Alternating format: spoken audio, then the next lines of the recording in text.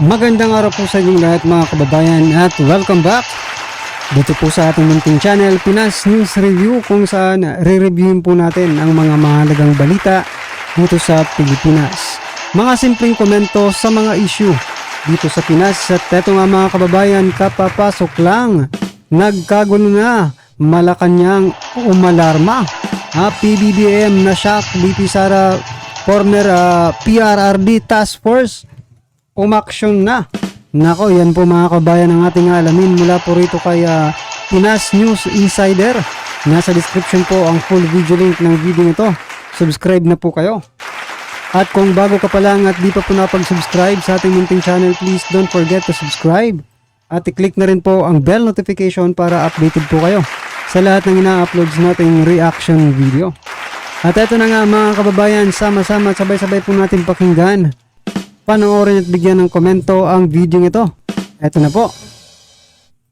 Pag-uusapan ngayon sa social media ang di umano'y balitang umugong ang isang balita sa di umano'y napipintong pag-aresto kay dating Pangulong Rodrigo Duterte. At sino nga ba ang nasa likod ng pagpapaaresto sa dating Pangulo? Pero bago ang lahat, kung bago ka pa lamang sa aming channel, please huwag kalimutang mag-like, subscribe at i-click ang notification bell para mas maging updated ka pa lalo sa lahat pa ng bagong video na i-upload namin. At eto na nga mga kababayan, base sa naging pahayag ni dating Presidential Spokesperson Attorney Harry Roque na malapit na di umanong lumabas ang warrant of arrest ni dating Pangulong Rodrigo Duterte. Yun pa sa dating Presidential Spokesperson Harry Roque, mayroon aniya siyang tatlong source na mapagkakatiwalaan na pinanggalingan nito sa kanyang nakuhang impormasyon. Bagamat hindi niya pinangalanan kung sino-sino ang mga ito, ngunit ang isa nga dito ay nagtratrabaho di umano mismo sa loob ng gobyerno. Napag-alaman nga ni Attorney Harry Roque na malapit nang ilabas ang warrant of arrest laban kay dating Pangulong Rodrigo Duterte. Bagaman hindi pa malinaw kung ito ay galing sa International Criminal Court or ICC o sa Korte ng Pilipinas. Ngunit sino nga ba ang tumutulak nito? Pagpapaaresto kay dating Pangulong Rodrigo Duterte. Ayon kay Attorney Harry Roque, hindi dapat baliwalain ang sinabi ni dating Senador Antonio Trillanes IV na tapos na ang investigasyon ng ICC dahil si Trillanes di umano ay isa sa mga complainant na tumutulak sa ICC at sinabi pa nito na lalabas na ang warrant of arrest. Dagdag pa ni Attorney Harry Roque, ayon sa kanyang nakuhang impormasyon, hindi di umano kasama si Vice President Sara Duterte sa warrant of arrest na inihain. At isa sa nakikitang posible di umanong ikaso sa dating Pangulo ay ang sedisyon dahil sa pahayag nitong kakalas o hihiwalay ang Mindanao sa Pilipinas. At kung sakaling magkakaroon talaga ng warrant of arrest ang dating Pangulo, sigurado aniyang magkakagulo ang Pilipinas dahil sa posibilidad pa lamang na aarestuhin si dating Pangulong Rodrigo Duterte ay nagkakagulo na. So yan mga kababayan, ano po yung masasabi dyan ICC or Korte daw ng Pilipinas aresto kaya dating Pangulong Duterte. At saka pwede pala yun mga kababayan, kasuhan po ng sedition, sedition. Si PRRD. Hindi na naman po hindi na naman po opisyal ng gobyerno. Okay lang ba yun? Kahit hindi opisyal ng gobyerno, pwedeng kasuhan ng ganyan? No? Tutuloy na mga nagtatrahidor sa bayan na puro pangungurap at puro kabulastugan ang ginagawa sa gobyerno ay hindi pagsisibakin no? Ang sarap nyo rin Ito si dating Pangulong Duterte, hindi na po ito opisyal ng gobyerno Hindi na nga po mayor ng Davao City, pero kakasuhan nyo ng ganyan dahil sa sinabing hihiwalay ang Mindanao. Sino ba si dating Pangulong Duterte para ihiwalay ang Mindanao sa Pilipinas? Diba? Hindi naman po siya opisyal ng ating gobyerno para paniwalaan po ng taong bayan. I mean ng mga congressman. Kasi dadaan pa rin yan sa sa Kongreso, diba? Kung sakasakaling hiwalay ang Mindanao. hindi naman po siya official eh. Napakalayo po ng mga ginagawa nyo. Alam nyo mga kababayan, gustong-gusto lang siguro nilang siraan, no? Ang mga Duterte sa ngayon kasi malapit na po ang eleksyon eh. Ito kasi ang magiging resulta niyan pag siniraan po nilang Duterte. Unang-una, makikilala po sila ng taong bayan, di ba? It's either na good publicity or bad publicity, basta publicity. Okay po yan sa kanila kasi pabor na pabor. Ang mga Duterte ay sikat, no? Sa Pilipinas. Oh, di advantage po yan sa kanila, no? Kaya ito nga mga kabayan lahat po ng mga tumatakbong politiko, ang gagawin niyan, sisiraan lang si Duterte. Makikilala na po sila ng buong bansa. Grabe, no? Nang lumabas ang balitang ito ay hindi naman mapigilan ng marami sa ating mga kababayan na maglabas ng kanilang hinaing at komento sa mundo ng social media. At ayon pa sa kanila, grabe ang Pinas, kung sino yung presidenteng nagmalasakit sa bayan, siya pang makukulong. Lord protect our former President Duterte. Grabe, only in the Philippines, the president who tried to discipline people and remove drugs and corruption in the government, the one who defended the innocent people. Now the criminals and corrupt official join forces to put him to jail. So sick. Totoo lang kapag nakulong si PRRD, tingin ko baka magkagulo ang Pilipinas. Real talk, napaka-sensitive ng ating gobyerno ngayon. Samantalang nung panahon ni PRRD, kung ano-ano ang sinasabi sa kanya. Kung sino pa yung taong may ginawa at nagawa, yun pa yung mali. May sariling batas tayo. Tama po mga kababayan, napakasensitibo po ng ating administrasyon ngayon, no? Oh. Dahil ba kumukontra sa gobyerno, ito na ang gagawin nila. Nag-opposition eh. Natural naman yan sa demokrasya. Ha? Mayroon pong administrasyon, no? At saka oposisyon. Kapag wala pong oposisyon, hindi na po yung demokrasya mga kababayan, no? Baka diktador, authoritarian na po yun, di ba? O, tsaka tama po talaga yung sinasabi dito eh. Kung sino pa po talaga yung may nagawa sa ating bansa, kaya patuloy itong ikukulong. Nako, baka magkagulungan talagang Pilipinas pag ginawa niya ng mga hinayutak na to. Ha? Wala eh, wala sa hulog mga kababayan.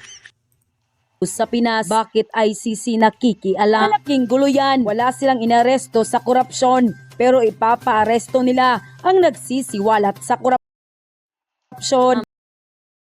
Kung magkataon yan, magkakaroon talaga ng people power kasi marami kaming supporter ni Tatay Digong. Abay, kahapon po ako'y tuwan-tuwa dahil nga po nag-resign na si VP Sara bilang isang Secretary ng Department of Education at saka Vice Chair ng NTF-ERTA.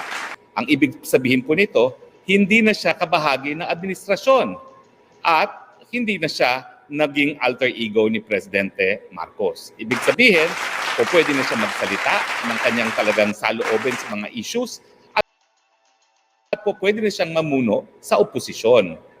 Now, ang tanong, bakit siyang dapat mamuno sa oposisyon? Narinig naman natin yung dalawang oposisyon, yung isang kabahagi ng isang teroristang CPP-NPA at saka yung isa na alam naman natin na questionable ang pagkatao, no?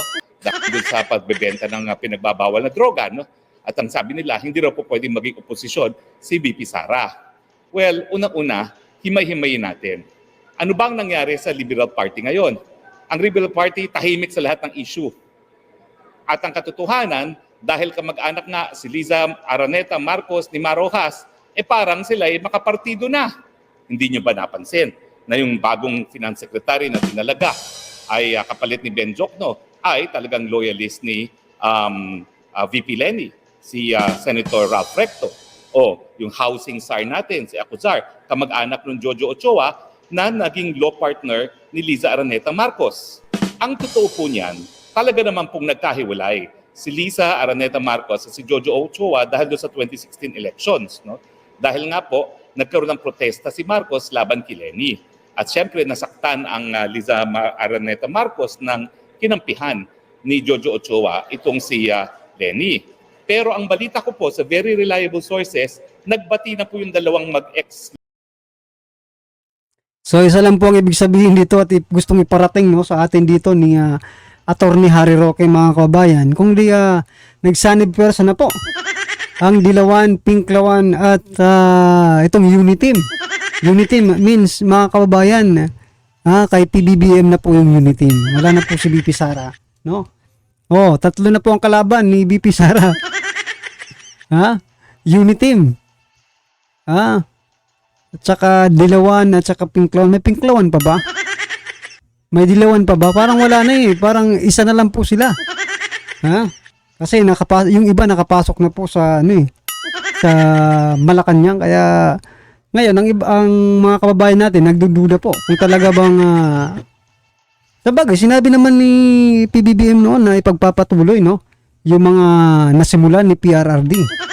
Isa po kasi sa mga sinimula ni PRRD mga kababayan talagang i-wash out yung mga dilawan sa gobyerno. Pero bakit ngayon nakakabalik na? Nagsisibalikan na. Pinalalaya nga yung iba di ba? So ibig sabihin lang nabudol. Nabudol po tayo doon sa sinabi niyang ipagpapatuloy ang programa no ni dating Pangulong Duterte. Nabudol po talaga tayo. Aminin man po natin sa hindi, nabudol po ang Pilipinas.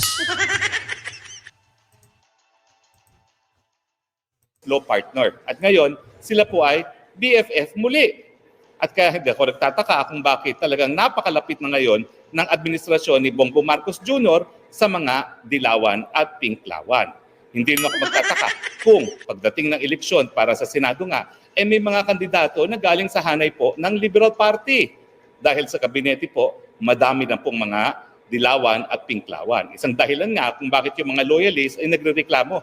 Bakit nauna pang na-appoint yung mga Dilawan at mga Pinklawan? Pag-usapan naman natin yung mga radikal kuno sa Kongreso. Hindi ba sila ay aliado ngayon sa ating speaker? Di ba? Sila ay holding hands at BFF. Sila yung mga nagpasara sa SMNI. Sila yung kumuwestiyon sa budget ni VP Sara. Di ba sila nga ang nagsimula ng gulo at simula kung bakit nagkahiwalay ang Uniteam dahil dun sa budget ni Inday Sara? Paano sila ngayon maging oposisyon? Pero sila po ngayon ang gumangawa na hindi raw po pwedeng maging leader ng oposisyon si Inday Sara. Bakit hindi naman pwedeng maging oposisyon si Inday Sara? Hindi ba siya yung pangalawang pinakamataas na opisyalis ng bayan na merong ibang paningin sa mga bagay-bagay gaya ng pag-uusap ng kapayapaan sa mga teroristang CPP-NPA? Simula lang po yan. Kasi nga, bilang kabahagi ng administrasyon ni Presidente Marcos, hindi dapat siya nagkakaroon ng ibang opinyon kaysa kay Presidente BBM. Pero, bagamat hindi pa siya nagbibitiw sa DepEd, pagdating sa issue ng terorismo at ang mga CPP-NPA, nagsalita siya na that is a pact with the devil. At kaya nga, sigurado ko na matapos magbanggit ng ganyang mga salita si BP Sara, ay hindi na siya magtatagal sa gabinete ni PBBM. Siguro po, yan ay isa sa mga napakadaming pagkakaiba ng posisyon. Ang alam ko rin po si BP Sara, bagamat siya po ay nagmamahal sa Pilipinas at nakita nyo naman, no? Talagang ang gusto niyang maging pwesto dati ay Secretary of National Defense, ayaw rin niyang magkagera, lalong-lalo na kung wala naman ng interes ng mga Pilipino na magkagera. Ngayon po, nakaladkad na po tayo sa gera. Kaunti na lang, putukan na. Kaunti na lang. Hindi na nga po, nakausap ko yung super ate to the president. Abay sinasabi niya, nanenervyos na siya dahil ang dami mga kasundaluhang Amerikano na sa Ilocos Norte at kitang-kita na nila yung mga Navy at Coast Guard ship ng China. So anytime pwede nang magputukan. Ang tingin ko po, kaiba ang paningin ni BP Sara dahil ang gusto niya kapayapaan. Ang gusto niya mas mataas na antas ng kabuhayan, mas maraming pagkain sa mga Pilipino dahil ang problema natin sa Pilipinas, mataas sa presyo ng bilihin, mababang sweldo at kakulangan ng trabaho. So pangalawa po yang issue na talagang magiging oposisyon si BP Inday Sara. At syempre, paano naman siya sasang-ayon dun sa mga pamamaraan na pagtrato sa mga kalaban ng gobyerno, no? Tignan nyo si Kibuloy, talaga namang linusop at nanindigan din si BP Sara na yan po ay lakas na dahas naman, no, para lang mag-search ng warrant of arrest. At talagang pinuna niya ang kapulisan dahil nga doon sa napakalakas, excessive use of force na ginamit. So talagang siya nagpahiwatig na hindi siya sang-ayon sa mga pulisiya ng gobyerno. At syempre, isa-isa na po kami mga mga supporters ni BP Sara na tinatarget. Si Glenn John, ang daming disbarme. So yan mga kababayan, bakit si BP Sara ang dapat maging leader ng oposisyon? Aba, natural. Ha? Hindi na po siya hindi na po siya part ng unit team. Ano pang ibig sabihin yan?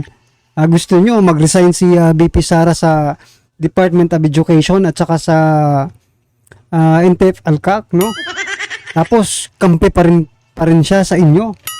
'Di ba? Ikatutuwa niya dahil nag-resign siya. Magpapasalamat pa sa inyo. Syempre mga kababayan, dapat lang na pamunuan po ni BP Sara ang oposisyon para matauhan rin itong mga ito, mga kababayan, makahanap rin ng ng katapat. Kung dati hindi po nagsasalita si BP Sara, malamang sa malamang ngayon mga kababayan, abangan lang po natin. Baka sa susunod at ng mga araw magsalita na po ito at durugin na ang mga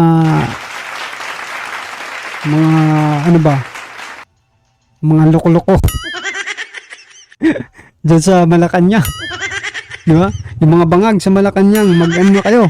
Kabado na ba kayo? Dahil ito 100% na ito. Kung baga noon nagtitimpi pa si BP Sara sa mga ginagawa ninyo sa kanila, ngayon ito mga kabayan, 100% na po ito. Todo na po itong gagawin nito. Kung magsalita man ito ngayon, wala nang pag-aalinlangan, Hindi niya na po iisipin ang damdamin ng presidente. Kung di iisipin niya na po ang damdamin ng taong bayan. Yan mga kababayan.